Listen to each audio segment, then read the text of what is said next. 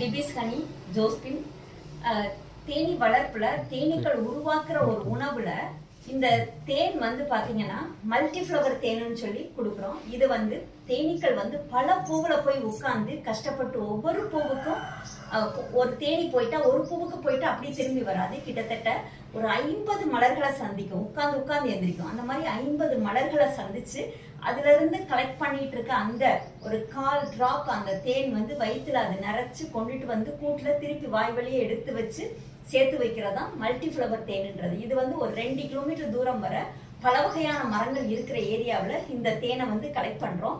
தேன் பொதுவாக வந்து பாத்தீங்கன்னா, அதாவது ப்ரிசர்வேட்டிவ் போடலை அப்படின்னா குளிர் பிரதேசத்துல ஒரிஜினல் தேனும் சரி ஒரிஜினல் தேங்காய் எண்ணெயும் சரி உறையும். ஆனால் டூப்ளிகேட்டும் உறையும், ஒரிஜினலும் உறையும். இதுக்கான தகவல்கள் அடுத்தடுத்து கொடுக்குறோம். மல்டி ஃப்ளவர் தேன் பிறந்த உடனே முதல் உணவா பிறந்த குழந்தைக்கு